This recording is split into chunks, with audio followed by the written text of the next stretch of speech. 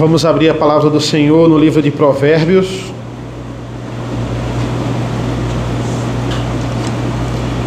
Provérbios capítulo 12.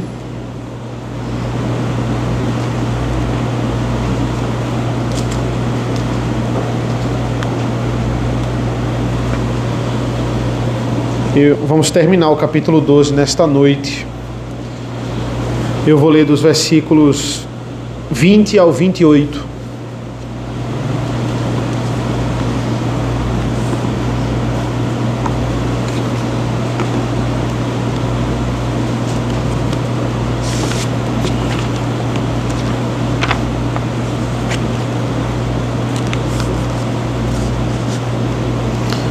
Provérbios 12,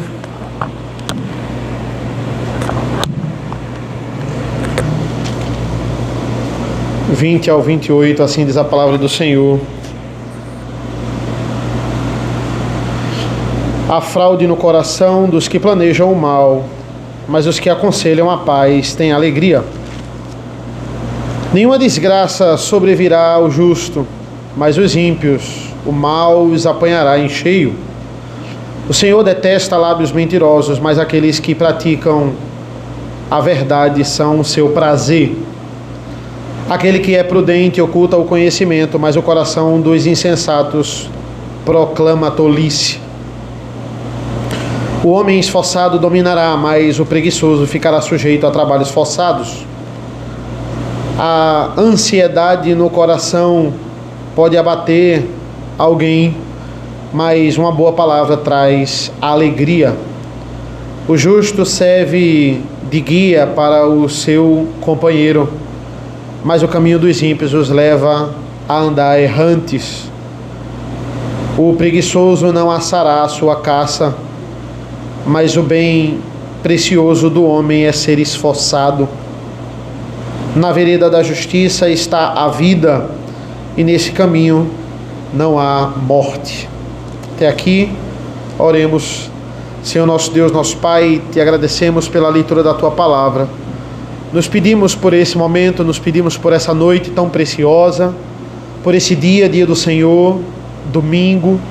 Estamos aqui mais uma vez, sedentos em ouvir a Tua voz, o Senhor falar aos nossos corações.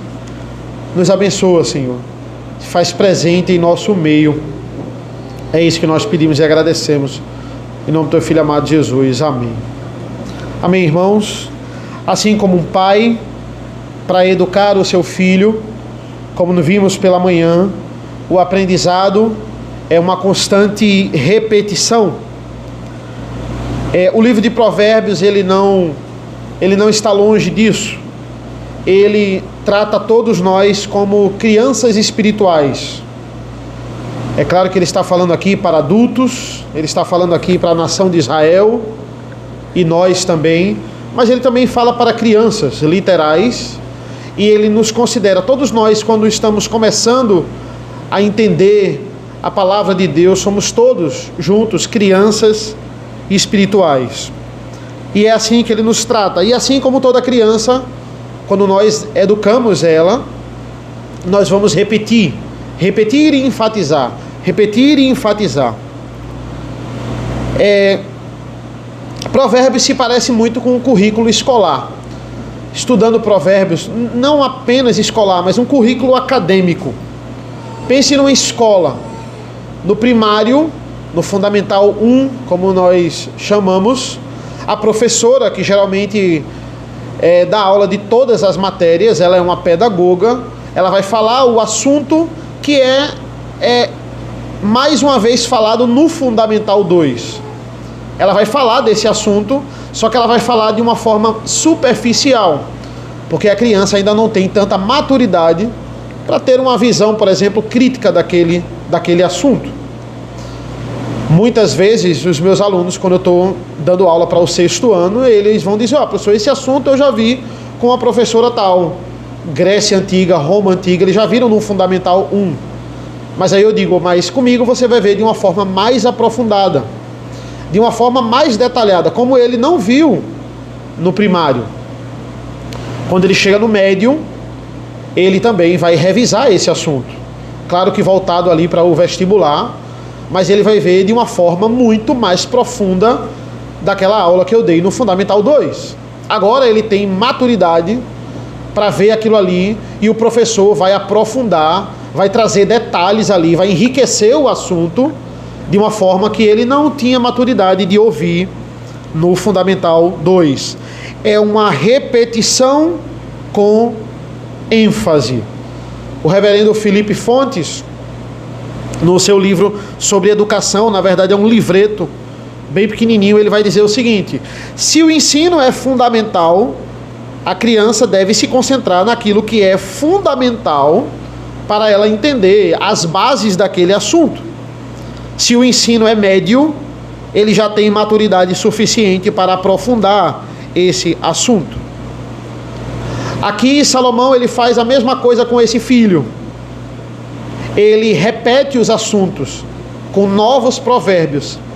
E aqui ele está aprofundando cada vez mais. Já me perguntaram assim: qual é o seu estilo de ensino? Seu estilo de ensino é construtivista, é tradicional, é híbrido, é montessoriano, é sala invertida? Tem esse, viu? Sala invertida. Estudei todos esses na faculdade, não lembro de quase nenhum deles. Aí eu digo assim: qual é o estilo que o aluno fica calado e eu falo até o final da aula? Aí diz: não, esse aí tem que ser o tradicional, é o conteudista. Eu disse: pronto, esse é o meu. Ele fica calado e eu falo. Aí se ele tiver alguma dúvida sobre o assunto, ele pode perguntar. Só que no meu caso, graças a Deus eu tenho liberdade para isso, eu posso aplicar a Bíblia em todo o assunto. Quando é história, quando é Bíblia, a Bíblia já está aplicada. Porque por causa da escola cristã, isso é muito bom, essa liberdade que eu tenho. Aí eu inventei um para mim. Quando me perguntam, eu digo assim: é o tradicional cristão, clássico cristão, ou tradicional cristão ou clássico cristão. E qual é o seu estilo? É o tradicional. Que estilo é esse? É um que surgiu há 15 anos, novo ele. Surgiu há 15 anos atrás, quando eu comecei a dar aula. Pronto.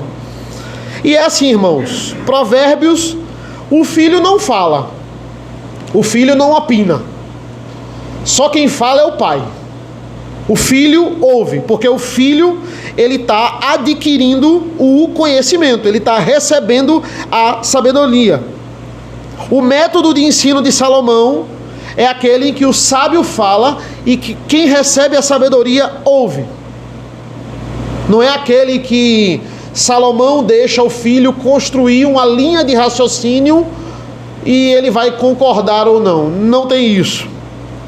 Lembrem-se, nós somos incapazes de produzir sabedoria por nós mesmos. Somos incapazes de por nós, dentro de nós, aprendermos algo. Isso tem que ser externo. O pai precisa inculcar na cabeça do filho o verdadeiro conhecimento. Aqui é o pai dizendo: filho, olha, eu preciso mostrar a você como é que esse mundo funciona. Por que que você não deve imitar esse mundo? Entenda, o pai ele não diz assim: olha, eu não quero que você nem saiba como é o ímpio. Não. O Provérbios é um estudo de caso do ímpio. Ele vai aprofundar a mente do ímpio para ele entender: olha como você não deve pensar. Filho, eu quero mostrar qual é a sua inclinação natural. A sua inclinação natural é imitar o ímpio mesmo. A sua inclinação natural é gostar das coisas que esse mundo prega. Mas ele vai fazer o quê? Ele vai mostrar as consequências de seguir essa ideia, conseguir e seguir essa ideologia, para ele dizer: eu quero lhe apartar desse caminho. Esse é um caminho mau. Esse é um caminho de morte, não é um caminho de paz. Provérbios nos mostra por que o ímpio sofre com isso. Porque que até nós sofremos quando temos algumas atitudes de ímpio. Quando nós temos algumas escolhas ali, e isso também pode nos afetar. Paulo, pregando em Atos, no capítulo 20, a Bíblia fala que ele estende a sua pregação até altas horas, até meia-noite. E um jovem que aparentemente estava cansado, ele dorme perto de uma janela. E quando ele dorme lá no meio da pregação de Paulo, ele cai e morre. Ele cai da janela e ele morre. É um homem chamado Eutico. E Eutico, ele não havia se preparado para aquele momento. A Bíblia não entra em detalhes em como, porquê, né? O porquê específico de Eutico ter dormido. Talvez ele estava muito cansado, provavelmente sim. Muitos falam dessa passagem até em tom de comédia. Olha, que engraçado, né? Se você dormir no culto, olha o que vai acontecer com você. Mas não, irmãos, nenhuma passagem da Bíblia deve nos fazer rir. Eu costumo dizer que a Bíblia é o resumo do resumo da mente de Deus. Por quê? Porque a mente de Deus é muito grande. E a Bíblia não tem nem 1% do conhecimento de Deus, mas tem o suficiente para nos salvar, e isso é verdade. Então, o resumo do resumo, pense nisso, é algo que você só vai colocar o que é extremamente importante para aquele público-alvo. Pessoas que Deus quer salvar. Então, se esse episódio está na Bíblia, é porque ele é muito importante, ele tem muito a nos ensinar. Por desprezar a palavra, por não se preparar para aquele momento, ele dorme no meio da palavra, a ponto de cair de uma janela. E a punição de Deus vem imediatamente. Ele faz pouco caso da palavra, ele se cansa da palavra. E aquele que não ouve a palavra, ele morre. Essa é a aplicação dessa passagem. Ele cai morto. A gente vê a justiça de Deus. O que Deus faz com aquele que dorme na sua palavra, aquele que não ouve a sua palavra? É morte. Mas aqui a gente tem a ressurreição desse homem. Paulo desce e ressuscita esse homem, né? Deus ressuscita, na verdade, esse homem através de Paulo. A gente tem a justiça desse homem cair morto. E a gente tem a misericórdia de Deus. Tudo aquilo ali era para mostrar o que o Evangelho faz. O Evangelho, ele ressuscita pessoas. A palavra é vida, é ressurreição para um corpo caído. Tomé, no Evangelho de João, ele não estava reunido no dia do Senhor, no primeiro dia da semana, quando Jesus aparece aos discípulos. Jesus aparece no dia do Senhor. Tomé não estava lá, ele estava fazendo qualquer outra coisa que a Bíblia também não fala, mas não estava no meio deles. Qual é a punição que Tomé recebeu? Tomé recebeu incredulidade. Tomé não creu que Jesus tinha ressuscitado. Incredulidade. Ele não acreditou. Essa é a punição. Incredulidade é uma coisa que o mundo chama de virtude.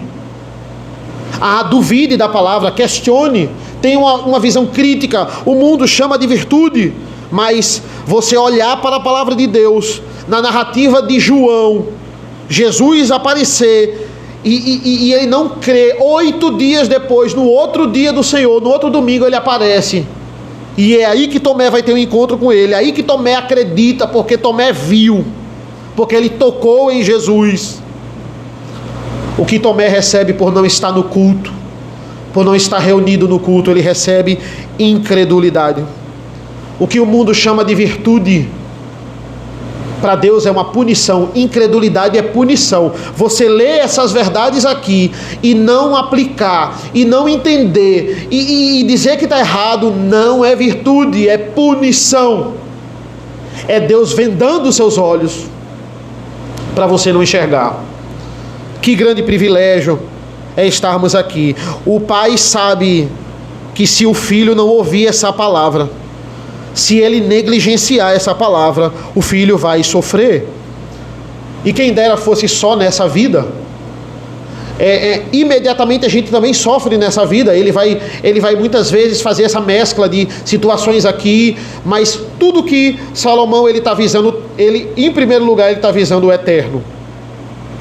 Mas o ímpio não sofre só aqui, ele vai sofrer eternamente.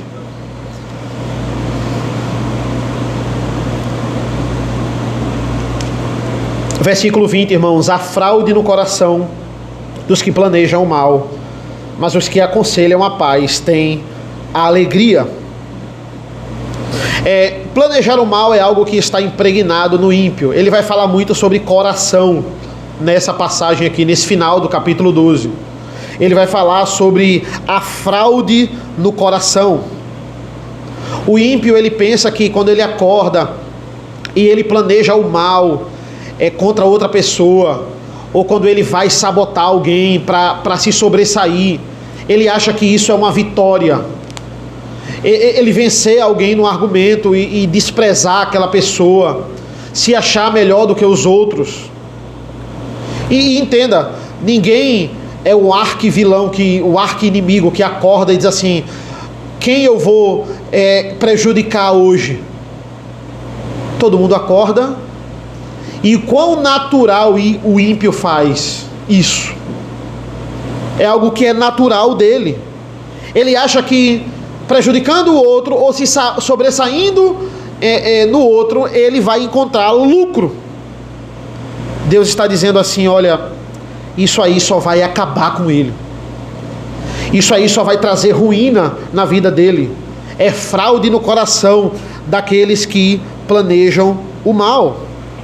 Quer ser uma pessoa alegre? Ele vai dizer: seja um pacificador. Jesus vai dizer isso no Sermão do Monte. Bem-aventurados os pacificadores. Todos aqueles que se aproximam da pessoa para fazer o bem e não por interesse próprio. O grande problema é que nós não conhecemos o nosso coração, irmãos. Nós não podemos confiar no nosso coração. Ele já diz aqui no início: a fraude no nosso coração. O mundo diz: siga o seu coração.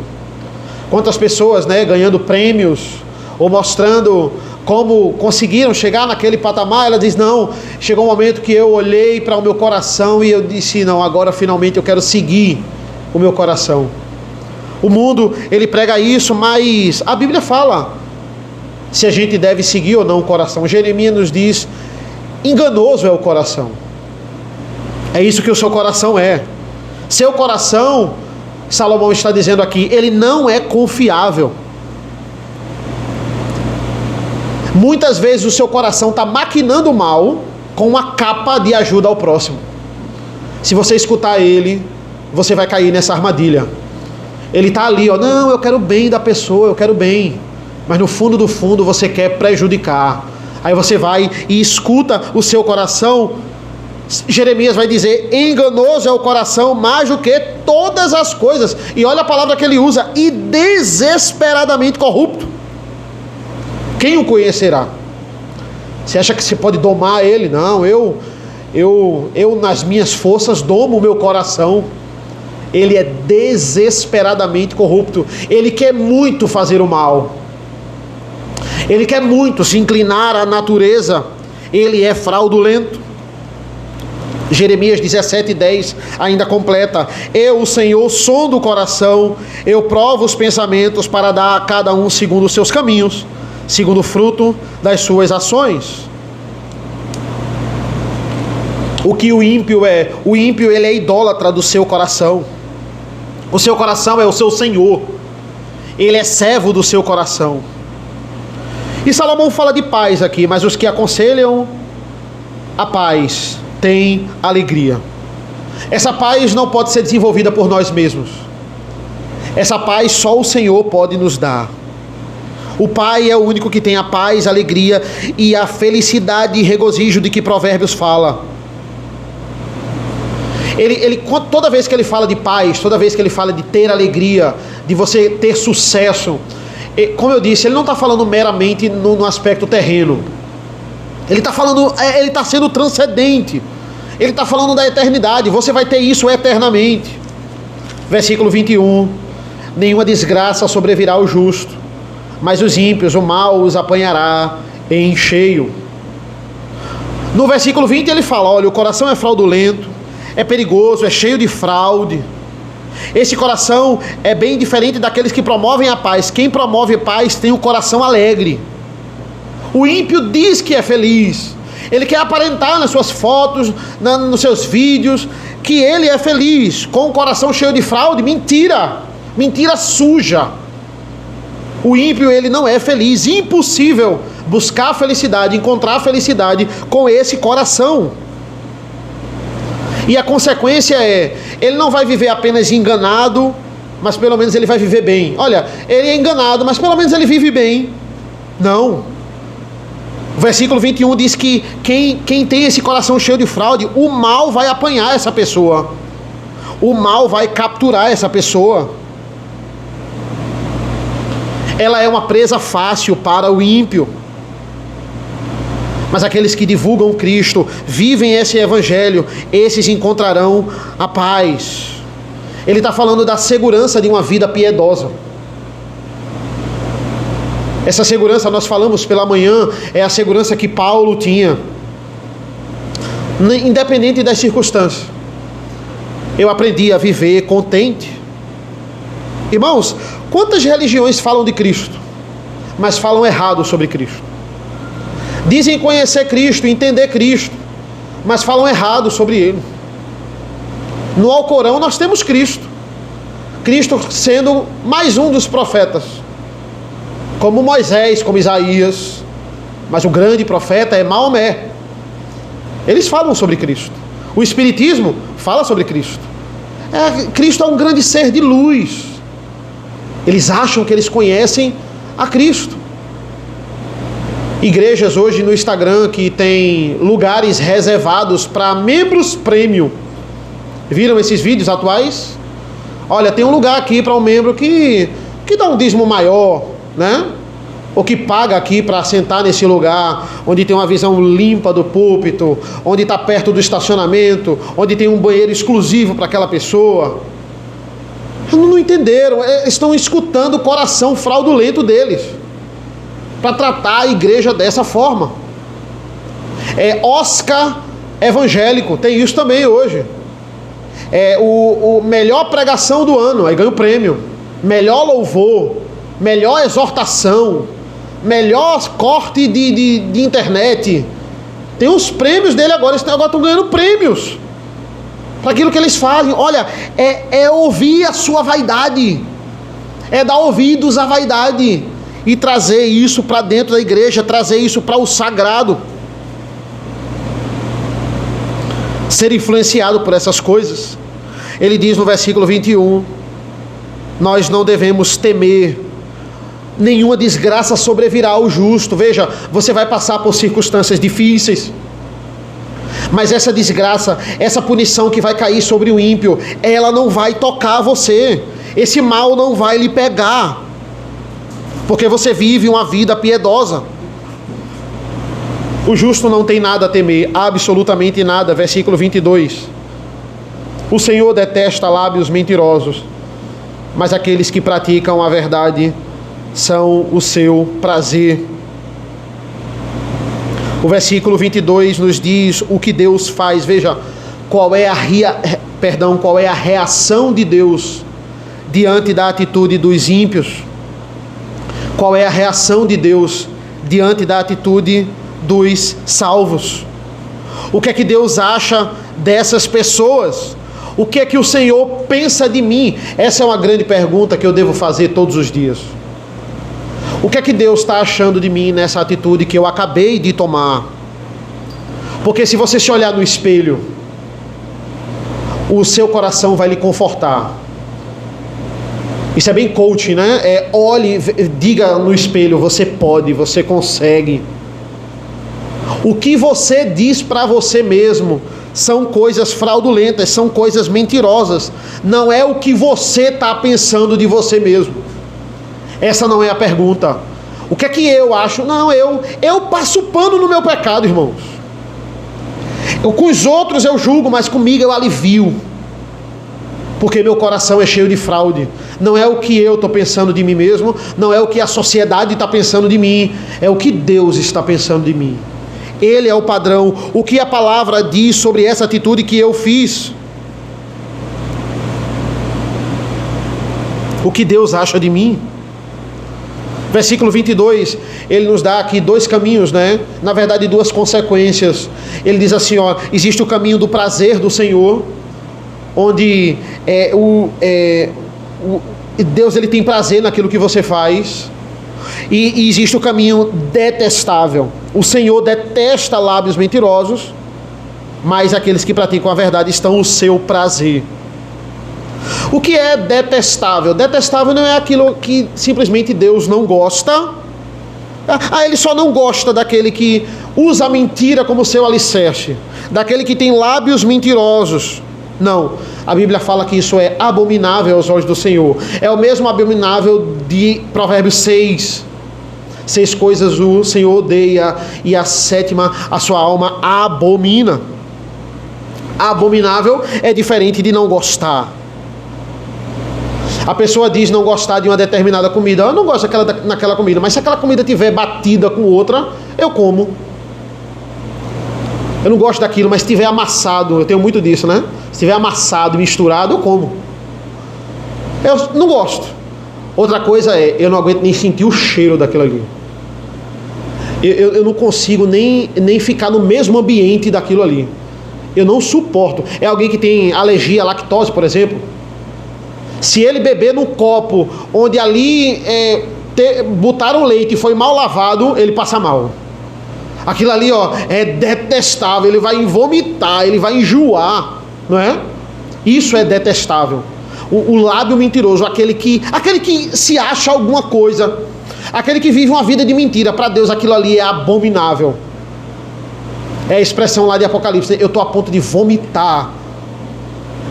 A atitude que causa náuseas em Deus. É claro que isso é um antropomorfismo, é um sentimento ali atribuído, mas que Deus não tem, na verdade. Mas é como se aquilo causasse náuseas em Deus. Imagine isso. Eu não aguento não aguento nem olhar para essa pessoa, não aguento nem estar no mesmo ambiente que ela. Eu não suporto. É abominar, é detestável.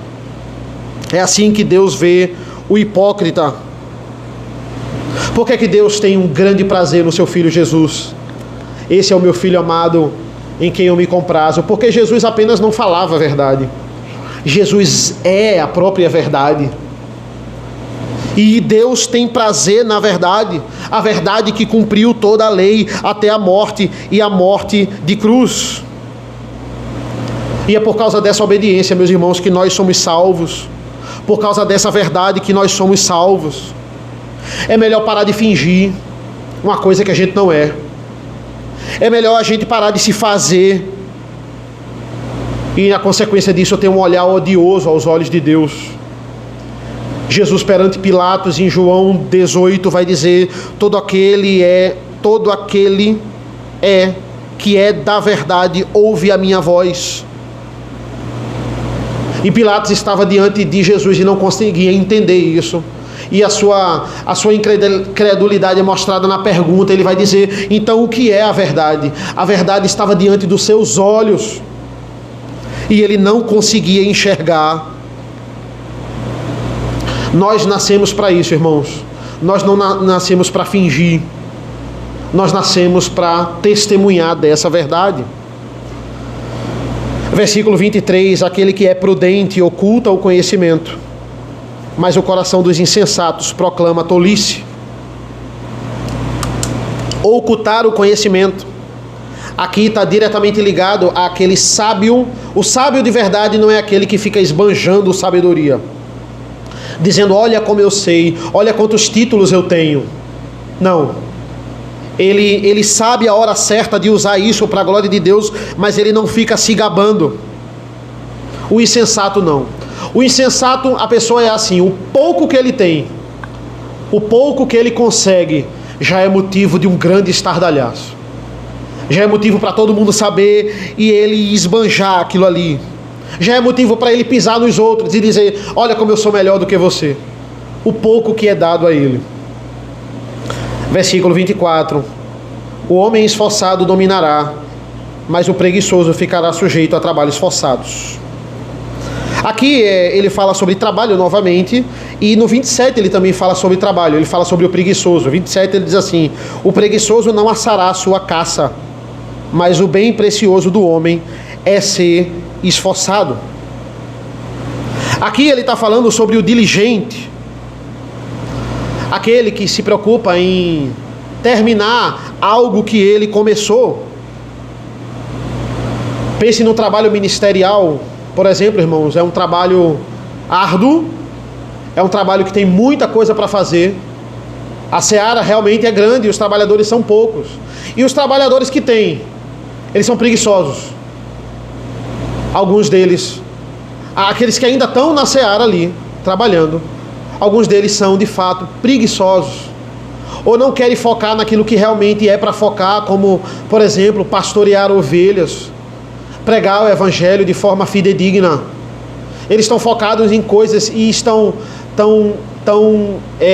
gastando sua energia, sua saúde em coisas tão banais, como, por exemplo, politicagem.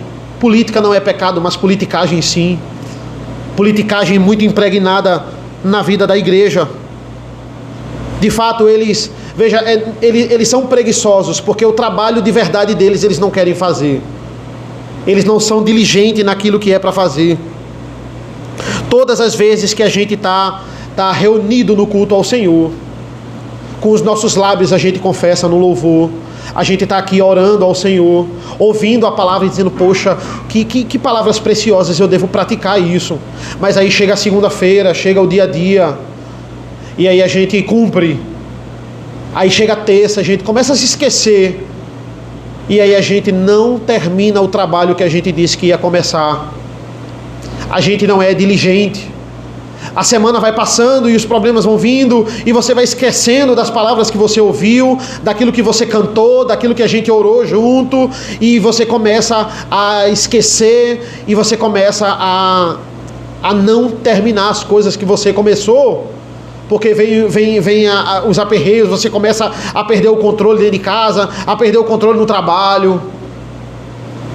A gente precisa ser de fato diligente.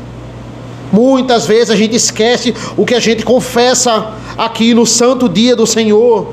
Ele está dizendo, a mão diligente vai dominar, mas o preguiçoso, aquele que não termina aquilo que ele começou, ele estará sujeito a trabalhos forçados. Essa é uma figura de linguagem também para falar daquele que não estuda, daquele que não se dedica para as coisas que Deus deu para ele se dedicar. Se você não estudar, se você não se dedicar, como a gente viu até na nossa escola dominical, falando do âmbito financeiro, o seu trabalho, ele não vai ser tão exclusivo. Você não vai ter conhecimento, habilidade suficiente para torná-lo valioso.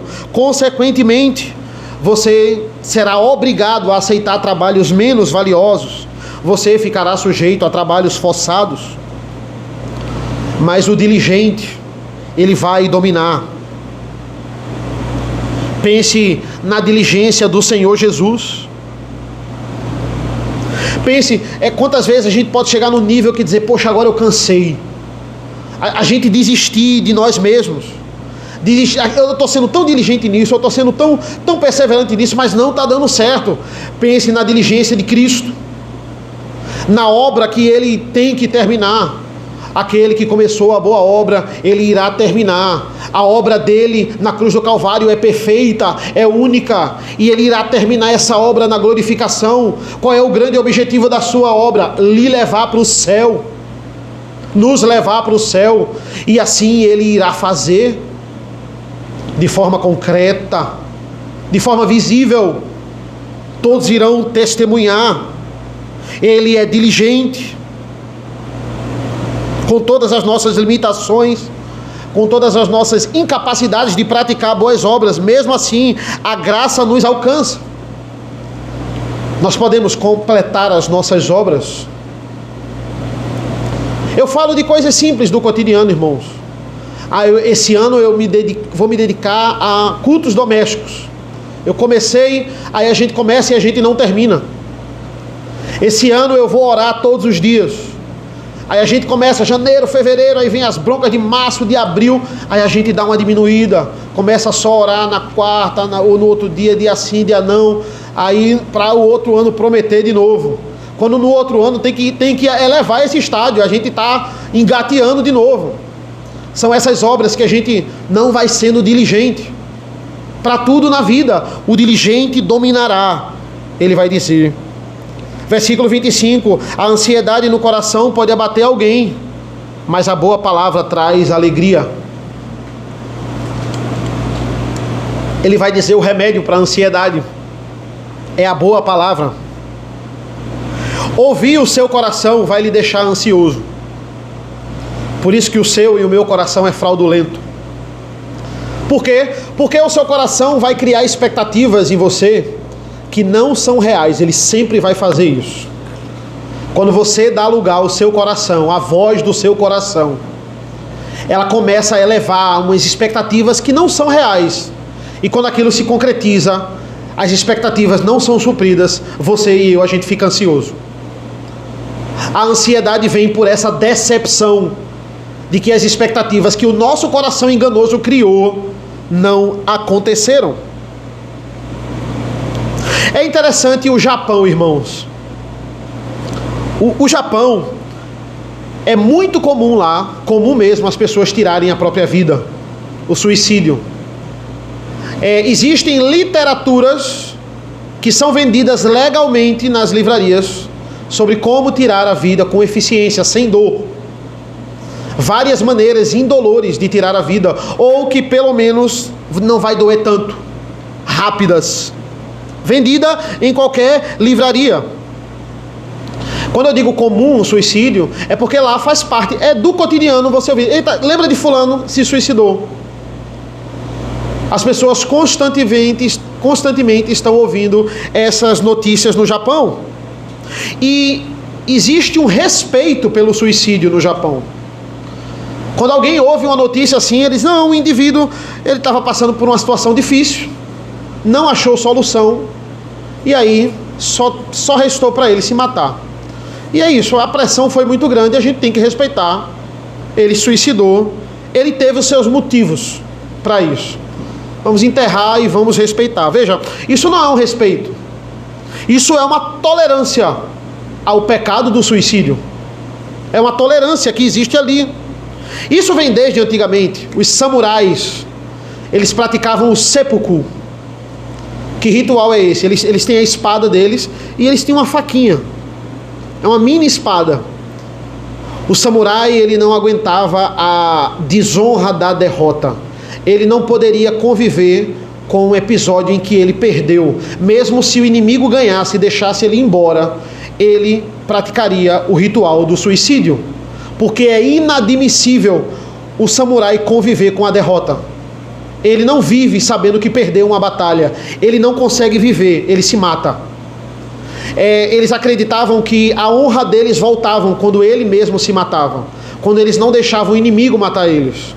Mas ele sobreviveu, o inimigo venceu, ele se matar, ele recuperava a sua honra. E era nisso que eles acreditavam. Sua honra era mantida com vitórias. Não existia sentido viver se perdesse. Acabou o sentido, acabou o propósito. Qual é o fim principal do homem? Vencer batalhas. Se não venceu, tem que morrer.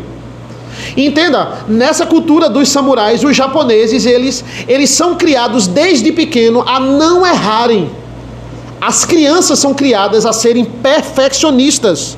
Erro não entra na vida dos japoneses. É como se não existisse perdão no Japão. Perdão está fora de questão. Perdoar porque a pessoa errou e voltar atrás, não. Se a desonra vier, a vida não tem sentido. Não existe uma segunda chance para o japonês. Jovem, adulto, ele vai lá e ele se mata. A estatística é 70 suicídios por dia. 70 suicídios por dia. E o Japão é pequeno. O Japão tem metade da população brasileira. O Brasil hoje, a média é 35 por aí, por dia. Lá é metade da população, naquele lugar que é muito menor que o Brasil, 70 por dia, porque eles não conseguem admitir a derrota. Ansiedade leva ao suicídio.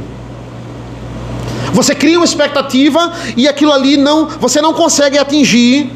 Isso deixa você cada vez mais ansioso, e você aos poucos começa a flertar com a morte. A ansiedade vai mostrando a você aos poucos, ela vai matando você mais rápido. Ela vai dizendo, olha, a morte é uma opção. A morte é uma opção, ela vai mostrando isso a você. Por isso que Paulo escreve lá em Filipenses, nós vimos pela manhã, Filipenses 4, 6. Não andeis ansiosos sobre coisa alguma, mas em tudo sejam conhecidos diante de vocês os pedidos de vocês, pela oração, pela súplica, com ações de graças. Não andeis ansiosos. Paulo pegou esse estudo, esse ensino da onde? Ele pegou esse ensino do próprio Cristo. Quando Cristo vai dizer, não andeis ansiosos, lá em Mateus 6. Cristo diz assim, observem o lírio dos campos. Nem Salomão em sua época mais majestosa, mais gloriosa, se vestiu como eles. E os lírios do campo, eles receberam isso de quem? Eles receberam isso de Deus. Observem os pássaros, eles não fiam, eles não ceifam, e Deus providencia o alimento deles todos os dias. E nós vimos isso na semana passada. Nós somos mais do que os animais, nós somos superiores, nós somos a coroa da criação. Se Deus faz isso com os lírios, se Deus faz isso com os pássaros, Ele não vai fazer isso com a imagem e semelhança dEle. Ele não vai fazer isso com a coroa da criação, que somos nós. Ele vai nos deixar, Ele vai nos desamparar. Não andeis ansiosos. Paulo completa, nós vimos isso, Filipenses. Faça o seguinte, pegue toda a sua petição, todos os pedidos de vocês, e ore. E faça isso com súplicas e com ações de graças. Apresente o seu problema diante de Deus, a sua queixa diante de Deus. Ansiedade, o que é ansiedade? Poxa, eu preciso comprar tanto remédio, eu preciso comprar esse remédio. Você fica nervoso porque você não tem como comprar. Aí você pede a fulana, a ciclana, aí você finalmente consegue comprar o remédio. Aí você compra, você fica tranquilo. Aí daqui a pouco você está endividado, você tem que pagar aquela conta. Eu preciso resolver isso, eu preciso pagar essa conta, aí você paga e fica tranquilo. Mas sempre tem alguma coisa, porque a vida é assim. É como Salomão vai dizer em Eclesiastes, é aquela tentativa que você tem de controlar a sua vida, onde você controlou ao ponto de que você não terá mais problemas, está tudo no seu controle. E isso é que nem ficar correndo, pegando vento, tentando pegar fumaça com a mão. É vaidade, é impossível. Você sempre vai se preocupar com alguma coisa. Então faça que nem Paulo, aprenda a viver contente em toda e qualquer situação, porque problemas sempre vão existir. Estamos num mundo caído. E ele completa, Filipenses 4:7, e a paz de Deus, que excede todo entendimento, guardará o coração e a mente de vocês. Por que excede todo entendimento? Nós vimos isso, porque você não consegue entender como é que você está tão tranquilo nessa situação. Essa é a paz de Deus que excede todo entendimento. Com quem Paulo aprendeu isso? Ele aprendeu isso com Cristo. Foi Cristo que ensinou isso para ele. E nós também temos essa receita de não andarmos ansiosos. Tem dia, irmãos, que é assim. Tem dia que você vai ficar para baixo mesmo. Tem dia que todos os sinais vão fechar, nenhum vai estar aberto e você vai chegar atrasado. Aprenda a viver contente nessa situação. Aprenda a lidar, a administrar essa situação. A única coisa que vai lhe alegrar nesses momentos é a boa palavra. É isso que ele diz aqui. Uma boa palavra traz alegria. E eu tenho uma boa palavra para você nessa noite. As palavras de Jesus, Mateus 11. Venham a mim todos vocês que estão cansados e sobrecarregados, e eu os aliviarei. Tomem sobre vocês o meu jugo e aprendam de mim, porque sou manso e humilde de coração, e vocês acharão descanso para a sua alma, porque o meu jugo é suave e o meu fardo é leve. Deus está dizendo, coloque sobre mim as suas inquietações, e você vai ter uma paz que você não vai entender. É uma paz que excede todo o entendimento. Versículo 26, o justo serve de guia para o seu companheiro, mas o caminho dos ímpios os leva a andar errantes. O justo, nós, somos guias para as pessoas. Não é fácil ouvir o justo. Não é fácil ouvir aquele seu amigo que vai lhe dar uma palavra de Deus para aquilo que você quer. E você sabe que aquilo que você quer é pecaminoso, e se você disser a fulano, ele vai lhe repreender. Aí você simplesmente não diz. Não vou dizer não, porque ele já vai vir com Bíblia, com isso não é correto, moralmente não é correto. Você nem diz. Se você disser, você sabe que vai ser repreendido. Aí a gente procura evitar essas pessoas. A Bíblia fala, não evite essas pessoas. É o seu coração mandando você evitar essas pessoas. Diga essas inquietações para o justo, que vai ser chato, vai ser incômodo. Você não vai querer ouvir o que você vai ouvir, mas vai ser melhor para você. Ele tem vida para lhe falar. Ele vai guiar você, ele vai ter conhecimento para isso. O caminho dos crentes, irmãos, é o melhor caminho. Talvez não seja o caminho mais simpático. Ah, mas eu estava passando por um problema e aí eu fui falar com fulano da igreja e ele me tratou tão mal, me repreendeu. Cicrano foi muito mais simpático comigo. O tal do crente, fulano que não é nem da igreja, me tratou tão bem, tão educado. Não troque a grosseria da igreja pela simpatia do mundo. E veja, eu não estou passando pano na igreja de dizer assim, não, olha, a gente é grosso, mas pelo menos a gente fala a verdade. Você quer a grosseria com verdade ou você quer a simpatia com mentira? Não, ser grosso falando a verdade é errado também. A gente pode falar a verdade, a gente pode guiar e sermos pessoas agradáveis. Sermos pessoas educadas e simpáticas e centradas. Eu não estou passando pano nisso aí não. A igreja tem muito a aprender. Mas nunca troque, não vale a pena você trocar a educação do mundo, a simpatia do mundo, pela verdade da palavra de Deus. Eu sei, fulano é meio ignorante mesmo, mas ele quer o meu bem. Ele não vai visar interesse próprio quando eu pedir uma ajuda a ele. Isso é mais importante. A grosseria a gente vai trabalhando com o tempo. Jesus vai trabalhando com o tempo, né? Mas é melhor ouvir essas pessoas, entendam isso. Por quê? Porque o mundo sabe que o que ele tem comparado à palavra de Deus é nada. Lembra de Provérbios 9? É pão e água comparado ao banquete da sabedoria, que é carne de cordeiro e vinho misturado com vinho. O mundo sabe que o que ele tem para oferecer não tem substância. Então a única coisa que lhe resta é ser simpático. Se ele não tem nada para oferecer e ainda for grosso, as pessoas não vão se atrair. É pelo menos a simpatia, pelo menos a educação.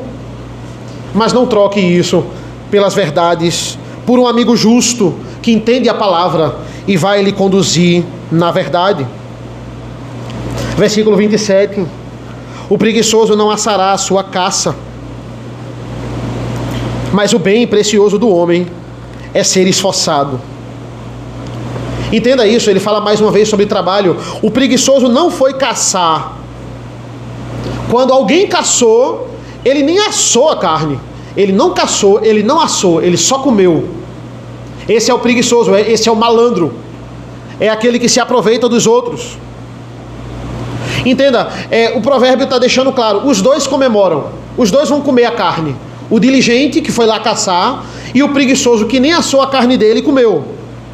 Os dois vão ficar felizes.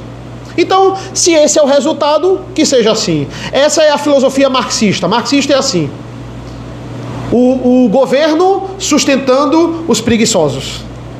Se você trabalha e você é diligente e você abriu uma empresa e paga seus impostos certinho, parabéns. Você está alimentando e cuidando de um bocado de gente preguiçosa que não quer trabalhar. Porque se você trabalhar e for diligente no comunismo, você vai gastar muito. Mas se você não fizer nada, você pode até viver de migalhas, mas você vai ser sustentado. O governo vai cuidar de você. Ninguém vai deixar você passar fome. Então os preguiçosos dizem, eu não vou ser ricão, mas pelo menos eu vou ser sustentado. É melhor não trabalhar. Em comparação a trabalhar, é melhor ser sustentado. Esse é o pensamento do preguiçoso. Nós temos um governo hoje que incentiva preguiçosos, que cria preguiçosos. Mas o bem precioso do homem, ele está dizendo, olha, é ser esforçado. Você nem sabe caçar muito bem. O preguiçoso não, ele já fez amizade com o melhor caçador e está comendo da melhor carne. Você nem sabe caçar bem, mas você acorda de manhã, começa aprendendo a caçar. Quando você vai comer a carne, você não sabe assar a carne, ela não está boa, você está aprendendo. Mas olha, a Bíblia está falando que Deus considera o seu trabalho. Você não está comendo da melhor carne, porque você não está se aproveitando dos outros, mas Deus está considerando. Ele só considera, Ele só honra o seu trabalho, porque você é diligente, mesmo não sendo a melhor carne. Futuramente, isso vai lhe ajudar muito. Futuramente, isso vai ser vida para você. Entenda, isso não é meramente moral, não é apenas para essa terra. A salvação diz respeito disso. Se você é justificado, a consequência disso é você perseverar. Essa é a ideia. É você ser diligente, é a diligência, é a perseverança dos santos. Você vai perseverar na sua fé, no seu entendimento. Porque essa é a consequência daquele que foi dado a ele a salvação. Ele vai perseverar. Você acredita em Deus? Qual é a prova que Deus existe? Cadê a foto de Deus? Cadê o vídeo de Deus? Cadê a evidência? Cadê a prova? Não, Ele existe, Ele é o Senhor da minha vida. Só pode ser por meio de fé. Você vai perseverar nessa fé. Diligência para as coisas espirituais é uma característica do salvo. E por último, irmãos, versículo 28. Na vereda da justiça está a vida, e neste caminho não há morte. Vida e morte no seu devido lugar. Na justiça existe vida, e a morte está longe desse lugar. O pai está dizendo: filho, eu estou criando um ambiente aqui seguro para você andar. É um ambiente em que a morte está longe. Você pode andar de olhos vendados, você pode andar de olho fechado, a morte não vai lhe alcançar. Eu estou criando esse território para você andar seguro na fé. O que é a fé senão caminhar com os olhos vendados?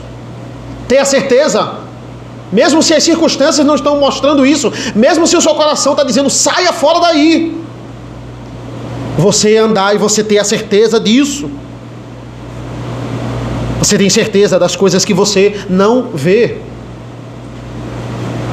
Veja, o pai, ele não está dando opção ao filho. É interessante isso. Ele não está dando uma opção. Escolha, filho, justiça ou impiedade. O pai não menciona nem a possibilidade do filho escolher outro caminho. Aqui não é o método construtivista. Esse é o pior que tem. Certo? O professor, ele dá algumas nuances para o aluno decidir o que é que ele acha certo ou errado. O professor não vai dar nem a opinião dele para não influenciar o aluno. Ele constrói dele mesmo aquilo que ele acha certo e errado. Afinal, o aluno vai construir uma verdade e o professor tem a dele. Existem várias verdades. A verdade dele pode não ser a verdade do professor. Você constrói a sua forma de aprendizado. O pai não está fazendo isso com o filho. O pai não é construtivista. O pai é bíblico.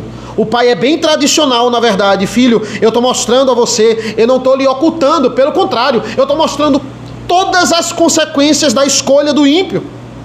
O que acontece, o caminho de morte. E agora eu estou dizendo, você não vai andar por esse caminho. Eu ainda estou explicando a você por que você não vai andar.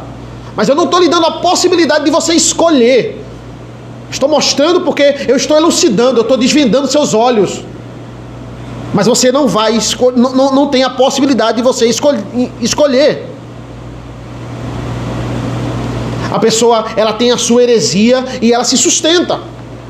Ah não, o dia do Senhor é qualquer dia. O dia do Senhor não foi mudado. Ainda é o sábado. Aí você ignora todas as evidências bíblicas que diz que esse dia mudou. Você rasga as páginas da Bíblia. O domingo não foi o dia da ressurreição, foi outro dia. Você nega isso. Você nega todos os seminários que pregam nisso. Você nega todos os pastores que pregam isso, porque você está certo.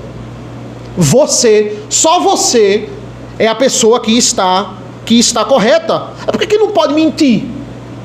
Você pode ter que mentir para você, às vezes, ganhar uma folguinha no trabalho. Para você fazer algo. Facilita tanto a sua vida você mentir. Chega alguém dizendo que não pode dar falso testemunho, você não pode fazer isso. Então você nega os mandamentos. Você chega na Bíblia e você me mostra que Jesus dizendo assim que o diabo não é o pai da mentira. O diabo não é o pai da mentira. E você fazendo isso, você não está seguindo ao diabo. Pronto, aí você mente. Você coloca aí, você começa a autorizar aquilo que o seu coração quer que você autorize. Seguindo o seu coração. O pai está dizendo ao filho, não existem 2 caminhos para você escolher. Só existe um, e é nesse que você vai andar. É no caminho seguro, no caminho que conduz à vida. Nesse caminho não há morte. Amém, meus irmãos? Vamos orar. Senhor nosso Deus, nosso Pai, te agradecemos pela leitura, pela meditação da Tua Palavra. Nos abençoa nesta noite, para que nós possamos cada vez mais crescer no Teu Evangelho. Obrigado, Senhor, por esse culto. Te agradecemos por esse momento. Te agradecemos por essa semana que passou. Te pedimos pela semana que agora se aproxima. Nos dá força para conduzir a nossa família, conduzir a nossa mente, de fato circuncidar o nosso coração, para que nós não possamos ser levados por ideologias pagãs, por ideias que deturpam a Tua Palavra. Nos conduz, assim como esse pai conduz o seu filho, nos conduz como filho que somos do Teu reino, escolhidos de Ti. Te agradecemos por tão grande privilégio. Nos abençoa nesta noite, em nome do Teu Filho amado Jesus. Amém. Amém, meus irmãos, vamos ficar de pé, vamos louvar ao Senhor em resposta ao Salmo 140.